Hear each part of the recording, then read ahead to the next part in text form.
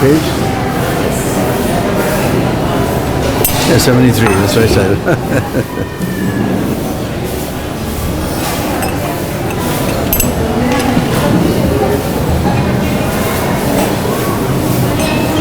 Hare Krishna. Hare Krishna.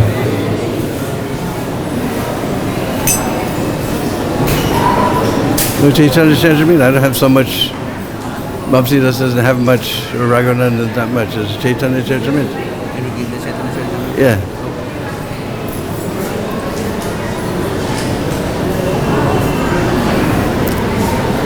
Hare Krishna. So today is the 4th day of the bright half of the month of Shravan, first month of rainy season. Yesterday was Haryali Teej, because now rain has started and everything is nice and green. So we see all the greenery. Haryali means green. So the Haryali is here. And today is the 4th day, the disappearance day of Vamsidasa Babaji Maharaj and Raghunandan Thakur. So on the disappearance days of the great devotees, Srila Prabhupada always used to chant one very beautiful bhajan by Narottam Das Thakur. So you can find it on your device.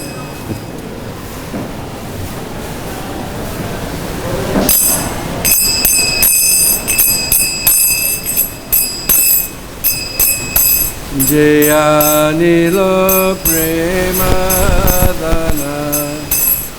Karuna Praju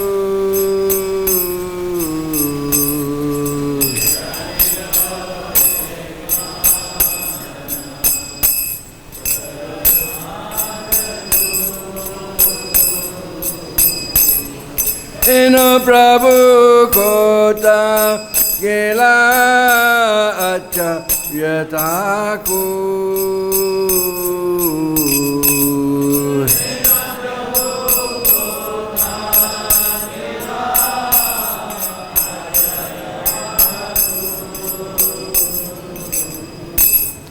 Kahamora Swarup Rupa Kahasanata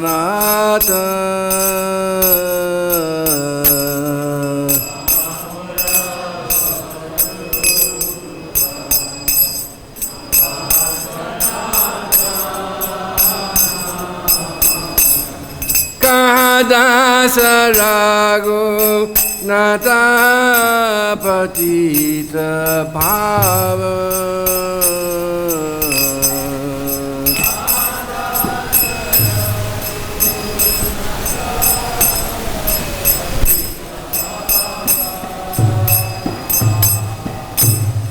Kahamura Bhata Juga Kaha Kabira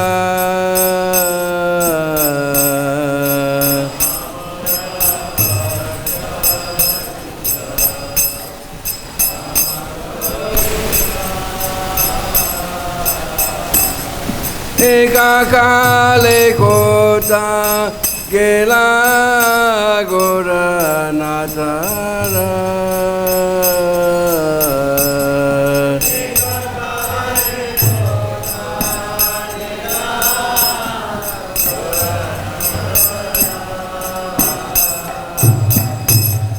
Pasani Kutivo Mata Anale Pashivo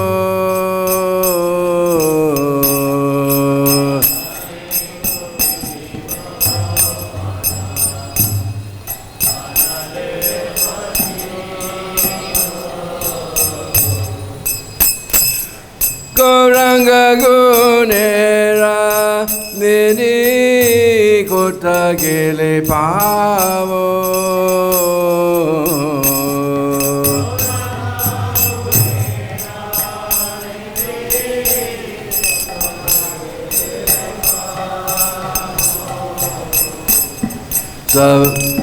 Se Saba Sangira Sange Jai Koila Bila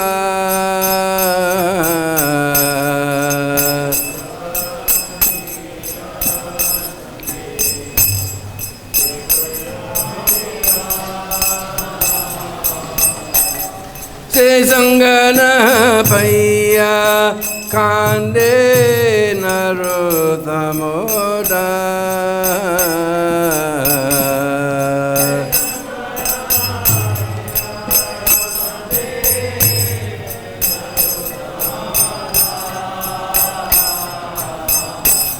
Se Sangana Paya Kande Narothamoda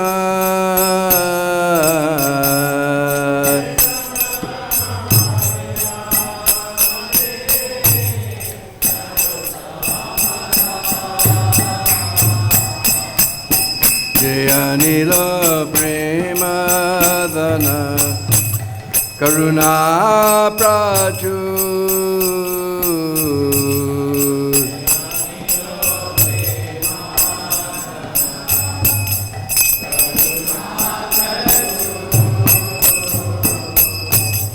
Eno Prabhu Kota Gela Acharya Thakur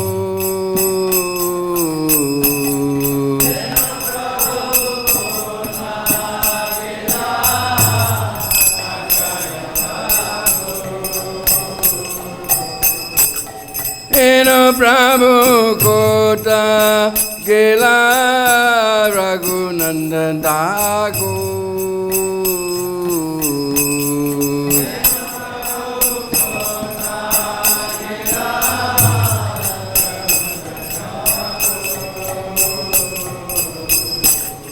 Eno Prabhu Kota Gela Vamsidasa Babaji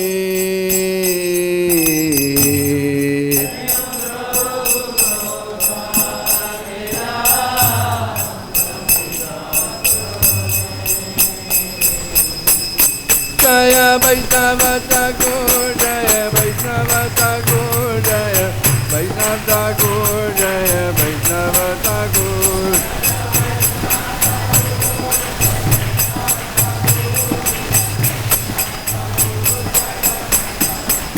Jaya Vaishnava Thakur Jaya Vaishnava Thakur Jaya Vaishnava Thakur Jaya Vaishnava Thakur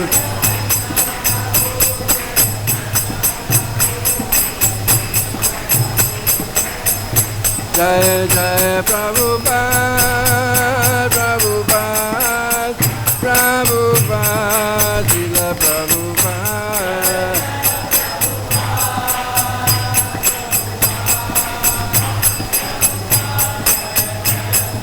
Jaya Jaya Prabhupada Prabhupada Prabhupada Srila Prabhupada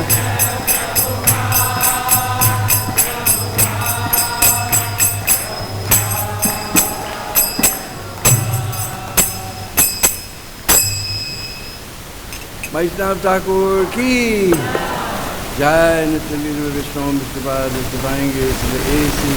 Bhakti-Vedanta Swami Sri Prabhupada ki Ananda Guri Vaishnavan ki Sad Goswami Prabhu ki Namacharya Haridas Thakur ki Prem se kaho Sri Krishna Chaitanya Prabhu Nityananda Sri Advaita Gadadhar Sri Vasadi Gaur Bhaktivinoda ki Sri Sri Radha Krishna Gopa Gopi Go Shama Kun Radha Kun Giri Govardhana ki Brajabhumi Vrindavan Dham ki Sri Raghunandan Thakur ki Sri Vamsidasa Babaji Maharaj ki Jai Gaur Premanand Sri Sri Krishna Baldev ki Jai Gaur Premanand All glories to the Assembly All glories to the Assembly All glories to the Assembly All glories, all glories, all glories to Sri Guru and Gauranga. All glories to you, Sri Prabhupada.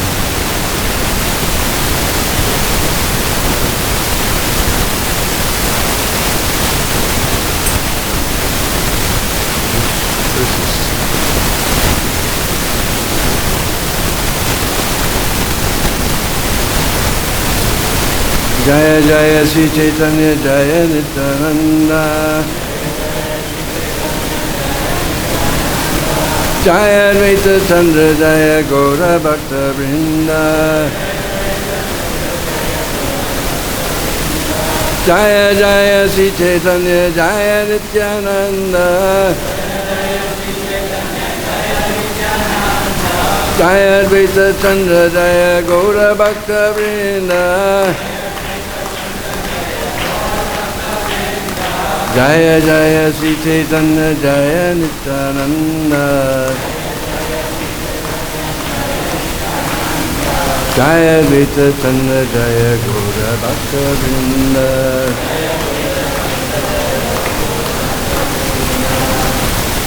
Hare Krishna.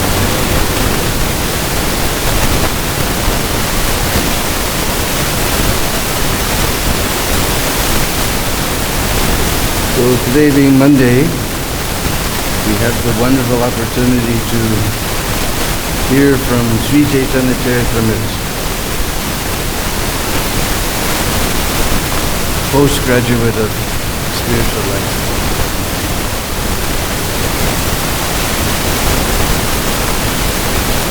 Once before, huh? So we're on Chaitanya Charitamrita Adi Lila.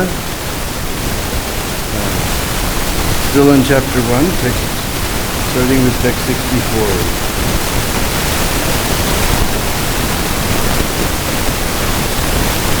Te bhaktaganaya dvivida prakara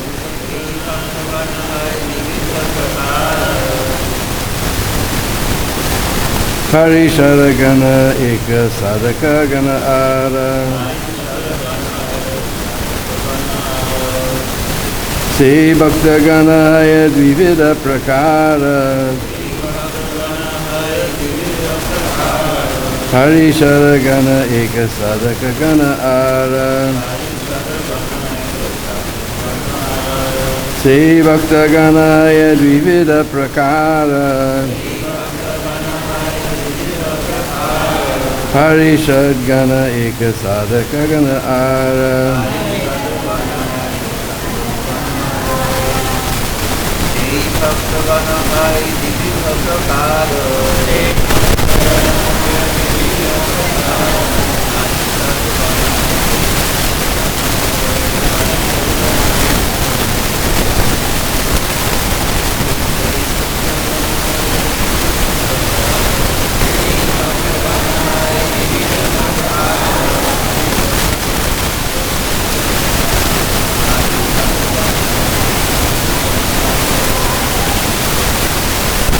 Any ladies want to try?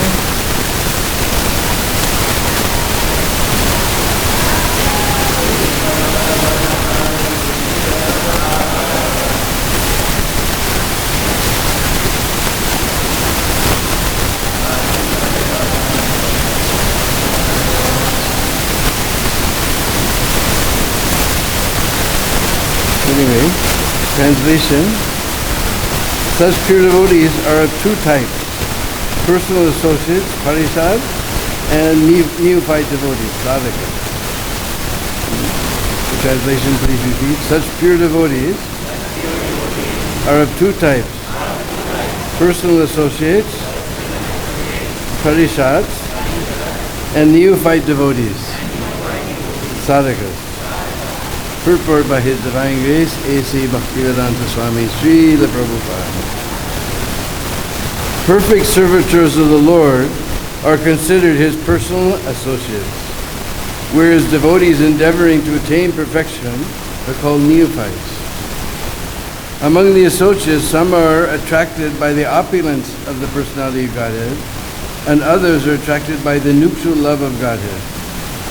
The former devotees are placed in the realm of Vaikuntha to render reverential devotional service, whereas the latter devotees are placed in Vrindavan for the direct service of Sri Krishna.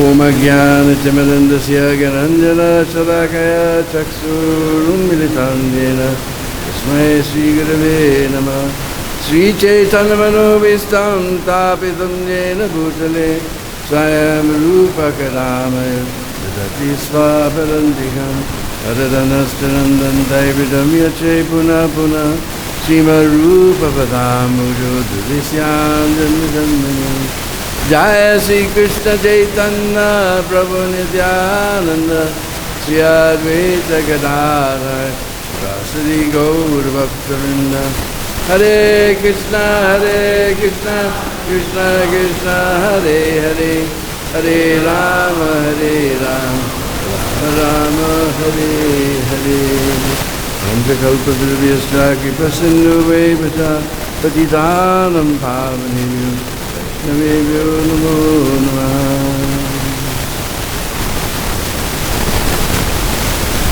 So here it describes two different classes of devotees.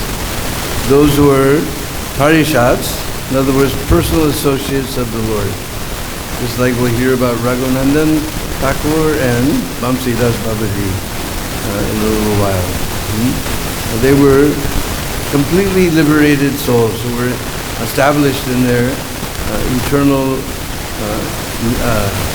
pastimes with the Lord. And then there's sadhakas like us who were trying to become perfect by following the rules and regulations of sadhana bhakti. So Prabhupada describes that those who were perfected, some are attracted to the opulence of the Lord. So therefore they go to Vaikuntha, where everyone worships Lord Vishnu with great awe and reverence. And those who are attracted to Madhurya, they come to Vrindavan to worship the Lord in different very sweet Sakya-ras or Vatsalya-ras, of course Shringa-ras. As we hear Vamsidasa Babaji, he was in Vatsalya-ras. So these are the two different divisions of devotees. So we'll go on to 65 and 66. Ishvarena avatara etina prakara amsa avatara araguna avatara Syaktavesha avatara tritiya emata amsa avatara purusha matsadikayata. There are three categories of incarnations of Godhead. Partial incarnations, qualitative incarnations, and empowered incarnations.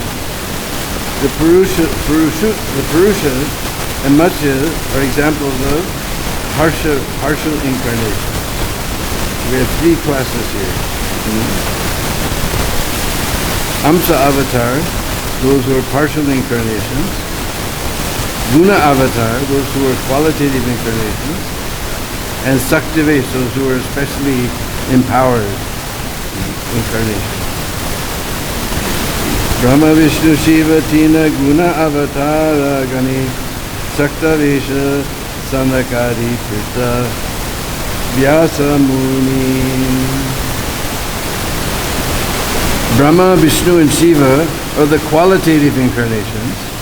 Empowered incarnations are those like Kumaras, King Prithu and Mahamuni Vyas, the compiler of the Vedas. So Brahma, Vishnu, Shiva are qualitative because each of them is in charge of one of the qualities, one of the gunas. So they're called Guna Avatar. Like we know Brahma, who's not the creator, but he's actually an engineer. Everybody calls him the creator, but he simply takes the energy that is created by the Lord. The Lord is the only creator. And he's the topmost engineer. How many engineers do we have here? Anybody engineer? Yeah, we have few. But anyway, Brahma, he's the chief engineer. And so construction, that's Rajagun. So he's in charge of Rajagun. And destruction, that is in charge of Shiva. Because it's very, very, very difficult to construct. That's the hard part. To destroy something, very easy. It's like we see, it's very easy. You just smash things, it's very easy. That's a little simpler, but that's in charge of by Lord Shiva. Destruction means tamagun. So he voluntarily, not that Lord Shiva is under the influence of tamagun, but Jiva Goswami in Tattva Sandarbha, he very, very carefully describes that Lord Shiva voluntarily takes the touch of tamagun to do the work of destruction. So that's tamagun. So construction is very hard, destruction is very easy, construction is quite hard, but the hardest part is maintaining. It's like we see, we're trying to maintain this temple. It's such a difficult task. Maintaining is the hardest part. So that's in charge of by Lord Vishnu. Lord Vishnu is in charge of so maintenance, that is Sattva Gun. So these are the Guna avatars. Brahma, Vishnu and Shiva.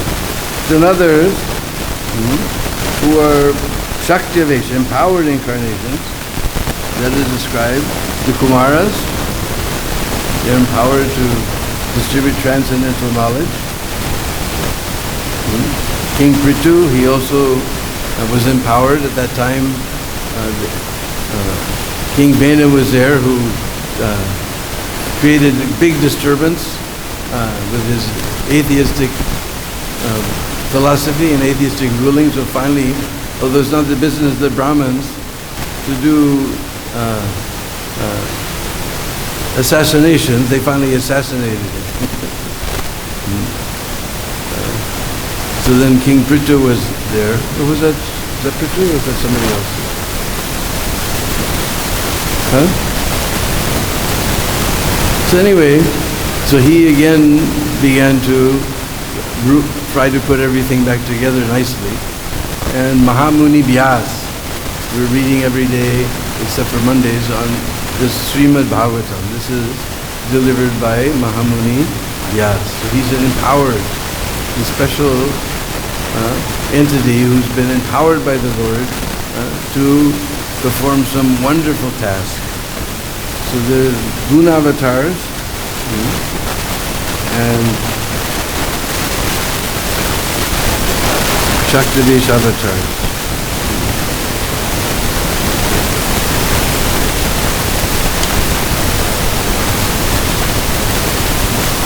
Dui rupe haya bhagavanera prakara ekatha prakasha haya aranavilta vilasa. The personality of Godhead exhibits himself in two forms, prakasha and vilas.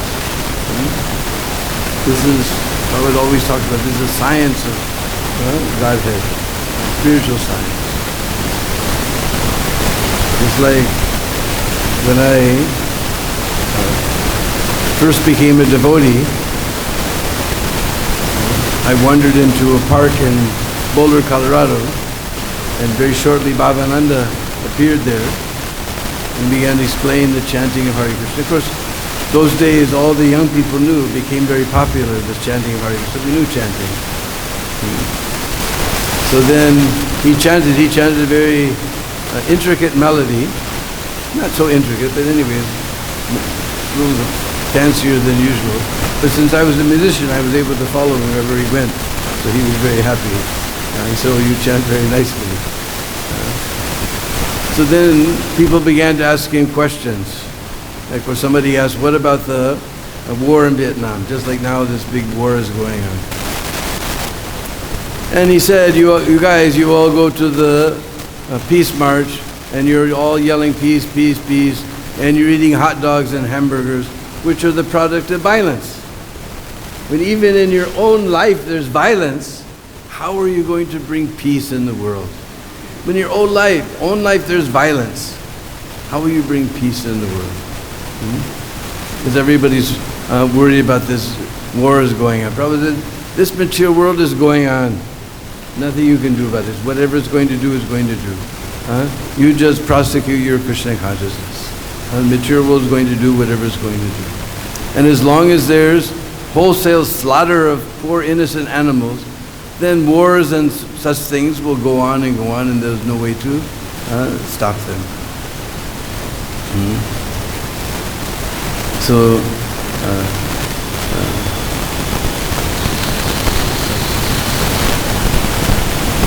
I lost my train of thought. Anyway, what was the verse? So then somebody asked, what about, and I thought, yeah, that's right. Because by that time I had already because all my friends were vegetarians, I also became vegetarian. And I also saw everybody goes to the peace march and nothing happens. And I said, when the revolution comes, I know which side I'm on. I already given up on peace marches and things. So I thought, that's far out. These people are really heavy. So then somebody, what about astrology? Because that was the one thing, although we were the most degraded people on the planet, just performing all types of taking so many types of drugs, free sex, all kinds of horrible things. Still, there was one tiny little spark that we wanted to know what life was all about. What is the purpose of life? So Prabhupada, he was so merciful. He was able to see that tiny little spark, this ocean of black. But this tiny little spark was there that we wanted to know what life was all about. And Prabhupada fanned that spark and made it into a great fire.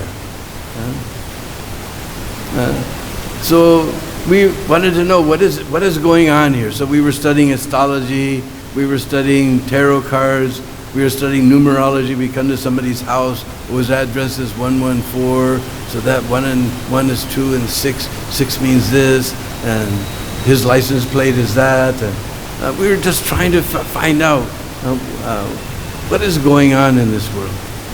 So Bhavananda says, yes, these are all very subtle sciences. You can understand many things about this material world, but we're not interested in, even though it's very subtle, it's still material science. We're interested in spiritual science.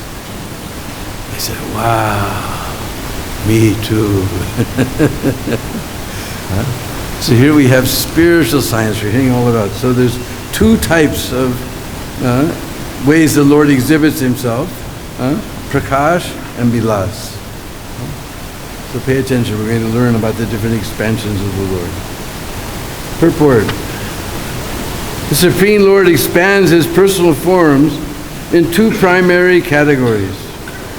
The Prakash forms are manifested by Lord Krishna for his pastimes, and their features are exactly like his. When Lord Krishna married 16,000 queens in Dwarka, he did so in 16,000 Prakash expansions. Similarly, during the Rasa dance, he expanded himself in identical Prakash forms to dance beside each and every gopi simultaneously. When the Lord manifested his Vilas expansions, however, they are all somewhat different in their bodily features. Lord Balaram is the first Vilas expansion of Lord Krishna, and the four-handed Narayan forms in Vaikuntha expand from Balaram. There is no difference between the bodily forms of Sri Krishna and Balaram, except their bodily colors are different. Similarly, Sri Narayan has 4 hands, whereas Krishna only has 2. The expansions of the Lord who manifest such bodily differences are known as Vilas Vigraha. So this is the science of spiritual life. The Prakash forms, Prabhupada gives the example, of course this is why we're here in Vrindavan. Vrindavan is, of course, the forest of Vrindavan. Prabhupada explains in Krishna book in first canto of Sri Bhagavad-Gita that the forest of Vrindavan stretches from the town, the municipality now known as Vrindavan, all 24 miles up to Nandagaon, includes Varsana and Govardhan. It's a huge forest. But this part of that forest became very famous because here in this place, Krishna performed his rasa dance. And we know in the rasa dance, he expanded to be with each and every gopi. So each and every gopi saw exactly the same type of form. This is called Prakash. Same bodily features, everything exactly the same. Krishna married 16,000 wives in Dwarka, and he was present with each and every one of them. And he had 16,000 palaces. Now they're beginning to find underneath the ocean in the coast off of Gujarat, after Dwarka, they're finding the old Dwarka. All the ruins are still there. It disappeared into the ocean. So these are Prakash. Krishna is exactly the same features. And the Bilas is like Balaram. It's like here we have most enchanting deities of Krishna and Balaram. And so Prabhupada says there are actually no difference between them, but we see that Balaram is white, whereas Krishna is blackish, Sham Sundar. So when there's some tiny difference in the form, that is called Bilas. And Prabhupada explains, just like Lord Vishnu, he's also a Bilas expansion because he's somewhat different. He has 4 arms. Just like there's a place near Govardhan, which is right now so beautiful. Now that a little bit of rain has come, that's why this is called, yesterday was Haryali Teej. Haryali means greenery. The Govardhan is so green and beautiful now if you go there. But just near Govardhan, a little ways distant, is Paita. And that's where Krishna, the gopis were running here and there looking for Krishna. And Krishna took his form as Lord Vishnu, with 4 arms. So the gopis came, they bowed down, they said, "Oh Lord Vishnu, pranam. Did you see the son of Nanda Maharaj come this way?" They weren't interested. They were only interested in the son of Nanda Maharaj with 2 arms. And with his 4 arms, he said, yeah, he went that way. Then when Radharani appeared, he could no longer keep those extra 4 arms. They began to disappear. So but Lord Vishnu, he's Bilas expansion. He's got some slightly different from Krishna. And so here in this portion of Chaitanya Charitamrita, we're studying very intricately the science of Godhead. So as we mentioned, today is the disappearance day of Raghunandan Thakur and Vamsidasa Babaji. There were 3 brothers, Madhav, Mukunda, and Narhari. And the son of Mukunda was known as Brajendranandan. And Mukunda, he had a very beautiful deity of Krishna that he was worshipping. And his son Raghunandan was about 5 years old. And one day, Mukunda, he had to go on some errand, a very urgent errand. So his son was always watching how he was doing the puja, how he was chanting the mantras, how he was doing all the things. So you have seen how I do everything. I have to leave today. So today you make the offering. So he said, all right. So his father left. So the mother cooked. Then he brought the offering, and he did everything that he saw. He chanted all the mantras that his father chanted. He did everything, all the hand movements and everything. And he didn't see that the deity was eating. He thought, oh, I'm going to get in big trouble. If my father comes home and the Lord didn't eat, then he's going to be very angry with me. And he said, come on, please eat. And still, deity didn't eat anything. Then he began to cry, I'm going to get in big trouble, please eat, please eat, please eat. So then the deity ate everything. So later in the evening, Mukunda came home and he asked Raghunandan, where's all the Mahaprasad? Mahaprasad, well, Lord ate everything. I did everything like you did, like you always do, because then he would close the curtain, so he never saw what happened behind the curtain. So he ate everything. And Mukunda thought, this boy is very good, he never tells a lie. What is going on here? He said, I know that he won't tell a lie, so what's happening? So again he told him, I have to go. So he left the house, and then he snuck back in by a different entrance. And he was hiding behind a pillar watching. And sure enough, Raghunandan brought the prasad, and he offered it to the Lord. And Lord didn't eat anything. He said, come on, please eat. My father I'll get in big trouble. And still Lord didn't eat. Then he began to cry. He said, please, you take everything. You please eat. So then the Lord picked up a laddu and began to eat it. Then he spied that Mukunda was hiding behind a pillar. So he didn't hide the fact that he ate half the laddu, but he refused to eat it anymore. And Mukunda was completely in ecstasy. And he took his son on his lap and began to chant his glories. And they say that those who were very, very fortunate, even to this day, they can see that half-eaten laddu in Gopal's hand. So this is Raghunandan Thakur. Raghunandan Thakur. Vamsidasa Babaji Maharaj, he's a very, very interesting fellow. Very difficult to understand. Because he was not of this world. And only Bhaktivinoda and Srila Bhaktisiddhanta Saraswati Thakur were able to recognize that he was a Paramahamsa Babaji. Many people tried to imitate, and even at that time there were so many people imitating. And even among the Avaduts, he was an Avadut. He was completely, but Bhaktisiddhanta and Bhaktivinoda, they recognized. And he also recognized. These were Vamsidas and Gorkishore Das Babaji and Jagannath Das Babaji. They're all eternal Parsas. That's the way we're reading here. There's no evidence that they ever associated together, but they're all in the same class. But Vamsidas is the most colorful. So somewhere in Bangladesh, because that time there wasn't, it was all part of India, there was a small village called Majidpur.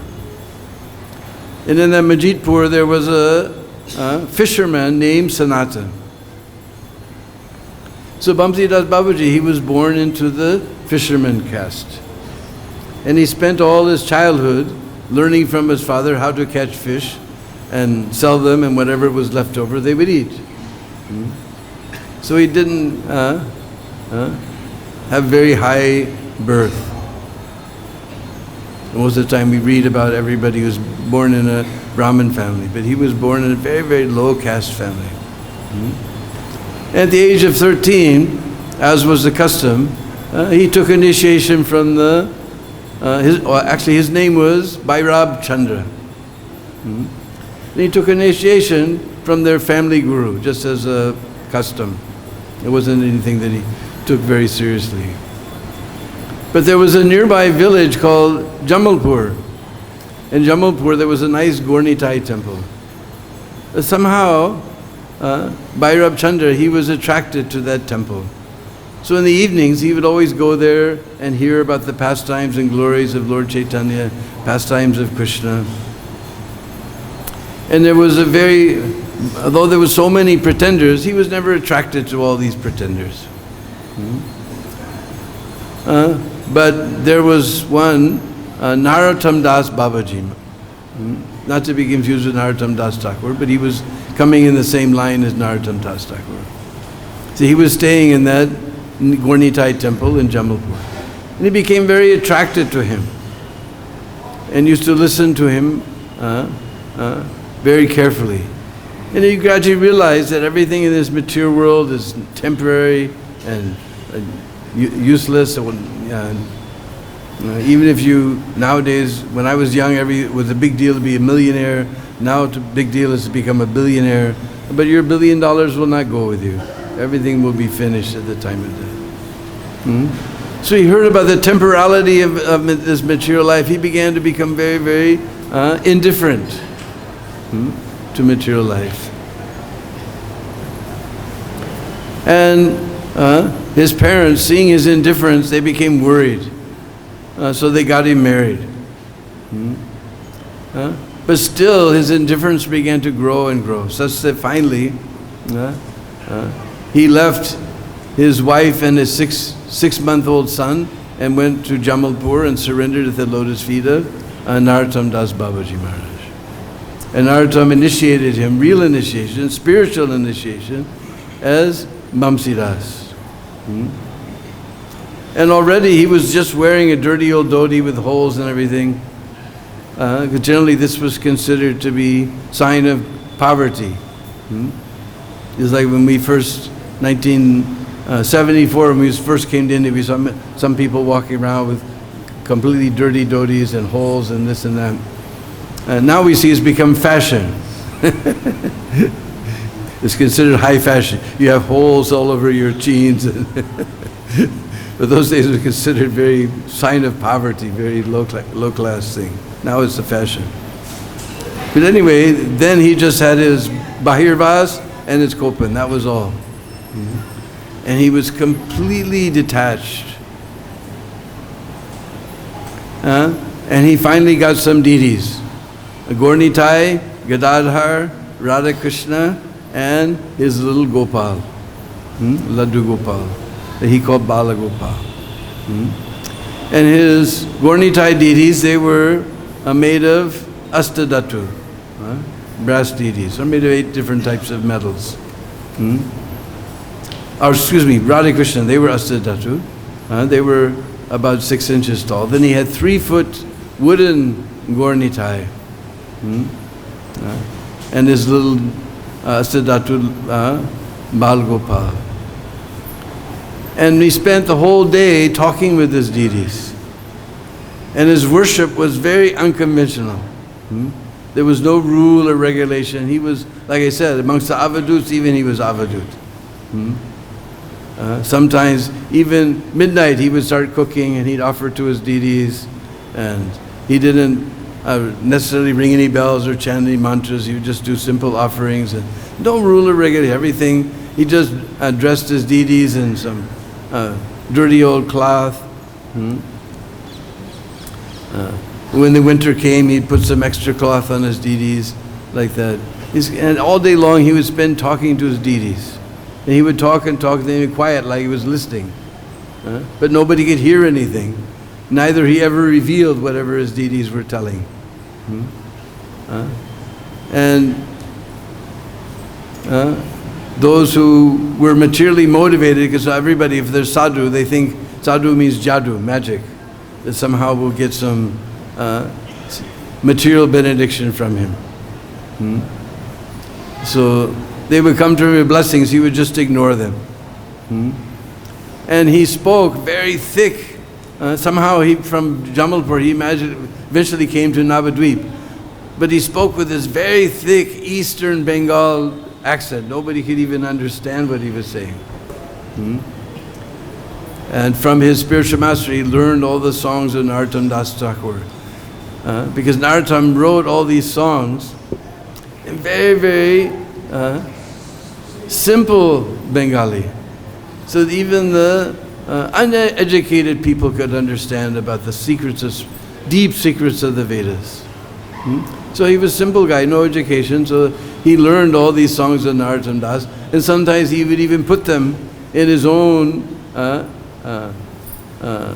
East Bangladeshi accent, which nobody could follow. And sometimes he created his own song with no rhyme or rhythm or meter, and nobody could understand. Bhakti Vikas has written a book on Vamsidasa Babaji. He took a lot of information from disciple of Srila Bhakti Siddhanta Saraswati Thakur, Jati Shekhar Prabhu. And Jati Shekhar said, because was one time, he did several journeys. One time he went to Vrindavan, and sometimes he would go on the train. Because even now, if sadhu, bereft sadhu gets on the train, the TT won't bother him for his ticket. So he would travel on the train, and he had a little tent. Wherever they would go, sometimes he'd go by walking, sometimes he'd go by boat, and sometimes he would have his followers, set up his tent, and he would worship his deities, be in the tent for hours and hours, just talking with his deities and worshiping them. And sometimes he would just live on the boat. He was completely totally unpredictable. Nobody knew. Sometimes he'd go by bullock cart, sometimes he'd go by train, sometimes just walking, sometimes by boat. He got to Gaya and he saw Lord Vishnu's footprint in Gaya. He was in ecstasy. From Gaya he went to Ayodhya. Then from Ayodhya finally he wandered on down to Prayag. First to Kashi, then to Prayag. And then finally he came to Vrindavan. And he lived here and there in Vrindavan very simply. Sometimes at Bamsibad, sometimes at Mansarovar, sometimes here and there. A few days he would spend each place. He wandered around Braj like this. Then he returned by some very interesting route. And Jati Shekhar happened to be with him. One time he decided to go to Puri. So he went by walking and by boat. It took him about 3 months to go and come back. It's not like now you just jump on the Neelachal Express and go there. Took him 3 months to go from Navadvip to Puri. And Jati Shekhar said he never saw him pass urine, he never saw him pass stool, he never saw him take a bath. He was such a... And he was just always talking with his deities, and he never said I. If he spoke about himself, he would say, well, sometimes you just say Bamsi wants to go here, or Bamsi Das wants to go there, or Bamsi Das wants to do this, but he never say I. He never spoke in first person. He always spoke Bamsi Das wants to do this. And he went to Puri. He stayed in Puri. He enjoyed the Rath Yatra festival. In fact, he was camped out near Gundicha, and the Rath cart came. When he got to a place where he's camped out, the Rath, now they couldn't get the Rath to move in any way. Because Lord was enjoying his relationship with Bamsi Das. Finally, they got the chariot to move. And he saw return Rath. And he stayed in Puri for some time and relished so many wonderful pastimes with Lord Jagannath. Then he came back, and so many, sometimes he was just totally unpredictable. One time he cooked sweet rice for his deities, and then he threw it on the ground. And he scolded his deities. You guys went to Vrindavan, and you took nice date palm gur sweet rice in Radharaman temple. So why should I feed you again? And he threw his sweet rice on the ground. So Bhaktisiddhanta used to send some followers, or the different Gaudiya Mats would send some followers to take care of him. So they wrote to Radharaman Mandir, and they found that on that particular day, they had offered this palm gur sweet rice to Radharaman. So he refused to cook for his deities. And sometimes he would tell them, get out, get them out of this tent. He would completely in another world. And anyone came to him for anything material, he just ignored them. Just like on his way back from Puri, some Marwari businessmen came, and they wanted to know when the war would be over because they wanted to make some profit. So he just looked at them and said, I don't know anything about these things. He just completely ignored them. They immediately left. And he was just in another world, only talking with his deities. And did you enjoy your prasadam? How did you like it? Was it very nice? Nobody heard them respond, but he would wait for their response, and sometimes he would chastise them. Sometimes things would get stolen, and devotees become upset. He said, that person who brought was a thief. The person who took is a thief. My Lord is a thief. Why are you worried? Another time things were stolen, and he told that devotee, he said, why are you worried? Just like every day you shave, and tomorrow it comes back. So the money is gone. It came to a thief. Another thief has taken it. It will come back tomorrow. And sometimes he would get very angry with his deities for some reason nobody could understand, and he would chastise his deities. In this way, he wandered, took 3 months to wander to Puri and and back. Then he again started to Vrindavan. And he got as far as Gaya. And the Pandits came and they wanted him to make some donation because they're all interested. That's the Pandits' business, to make money. So he just avoided them and he just laughed at them. And afterwards he made some bad comments about them. So then instead of going on from Gaya, he went up to Patna and then he came back. Nobody could understand what he was doing. And then he stayed at Navadvip for some time. And his bhajan kutir, or not bhajan kutir, just a little tent, it was on the bank of the Ganga. And one day he told his, that was one time. One time when they were traveling from Patna, then a very learned fellow, he was a professor in the school there, he came to see him. And because the devotees heard him tell his deities that last year for Jamastami you had date palm gur. This time you're going to get mangoes. Where's he going to get mangoes? And this professor showed up with a whole bag of mangoes. He said, I had a dream last night, and I said, you immediately go out, and even in the dark, I went out, I bought some mangoes, and I told to go to this place, and he gave all the mangoes to Vamsidasa, and Vamsidasa very happily offered them to his deities. So like that, he was just completely in another world. So he was camped on the bank of the Ganga, and then he told his servants, all right, you take everything and go, because tomorrow the Ganga will come. And sure enough, the next day, the whole place was washed away by the Ganga. Another time they told Babaji Maharaj the Ganga is coming, it's going to flood, because he was camped on the floodplain. He said, no, I like it here, I'm not moving. So they put stilts and they built a little bhajan kutir on top of the stilts, and the flood came and he stayed in his bhajan kutir above the flood. So he was completely like this. And when he was staying in Navadvip, the Bhaktisiddhanta used to send some brahmacharis to bring fruits and vegetables and things. And one time they brought him some jackfruit. But they took out all the seeds because they will use the seeds for cooking.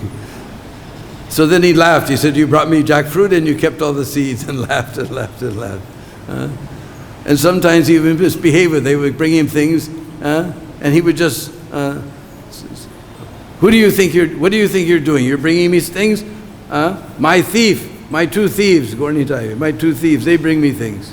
Who are you? He would misbehave with them like that. Sometimes he would throw the things in the river. Sometimes people would give him donations. He would tell his servants to go throw it in the river. They would bring him nice things and he would just throw them in the river. He was completely in another world. So anyway, so every day the devotees would come from Chaitanya Mat and give him some different things. Sometimes he'd accept, sometimes he would throw them, sometimes he would chastise the people who came. So some of the brahmacharis, they became upset because they couldn't understand that Babaji Maharaj, his exalted position. So they began to speak bad about him in the Mat. Bhaktisiddhanta heard about it, so he stopped them. All right, you guys are not qualified to associate with such a Paramhamsa Babaji. Then there was one older devotee.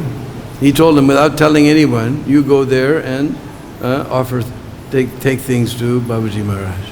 And somehow Babaji Maharaj liked him very much, so he wouldn't tell any other brahmacharis, but he would bring things to Bhaktisiddhanta. In fact, wherever he went, he was in Patna, in the Patna Gaudiya Math, they would send things, they would send people to help him out. Wherever he would go, all the Gaudiya Math devotees would help him out. And finally from Navadvip, he went back to Majidpur and visited his old place in Jamalpur, and he stayed in Majidpur. And I believe it was 1944, on this fourth day of the bright half of the month of Shravan, then Babaji Maharaj returned to Golok Dham. in Majidpur, place where he was born. And even today, it's a tiny little village. There's nothing there. There's no hotels. There's nothing. But still, today, if you go there, you will find at least 20,000 people have come. We'll have a 2-day festival for Vamsidasa Babaji, because they're all very, very proud that one fellow from our village has become such a great devotee. And those days it was quite astounding, because the fisherman caste, that means he was totally considered to be untouchable. But even great Brahmins would bow down and beg for his, they were begging. This was unheard of, especially in those days. They would beg for his mercy. And wherever he went, just like Gaudiya Math devotees were with him, he would take his prasadam, and then he would leave some remnants. But the devotees who were with him, they didn't take those remnants. They would pack them up. They'd either send them to Vrindavan or they'd send them to Mayapur. Because devotees were very, very anxious to get the remnants of Babaji Maharaj. So they would always wait to get some package in the post with Babaji Maharaj's remnants. Even if they were spoiled, they would still eat them with great joy.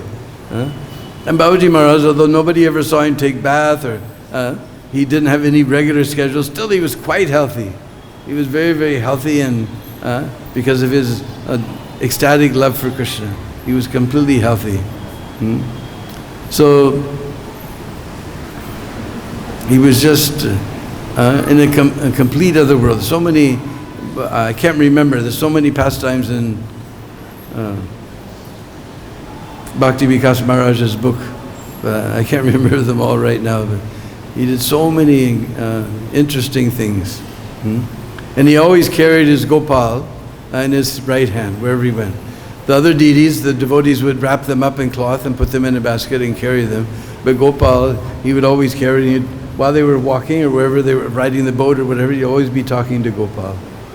He'd always be talking to his Gopal. He carried him around always wherever he went. And Prabhupada said, a couple of times Prabhupada mentions Vamsidasa Babaji. He says, so if you see the deities and think it is just stone, then for you it will remain stone. With this Vamsidasa Babaji, he was every day talking to his deities. So if you have actual love, the deities will also talk to you. So today is the holy disappearance day of these two wonderful devotees, Raghunandan Thakur and Vamsidasa Babaji. So we just pray on this holy day that somehow we can get tiny, tiny speck of their devotion. Sri Raghunandan Thakur ki jai. Srila Vamsidasa Babaji ki jai. Divine Grace Srila Prabhupada ki jai. So if anybody has any questions, we can try to give an answer.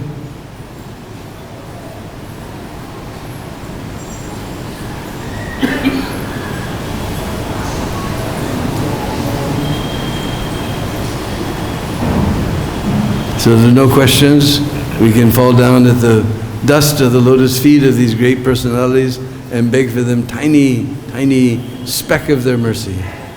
Srila Raghunandan Thakur ki jai. Srila Vamsidasa Babaji ki jai. Divine Grace Srila Prabhupada ki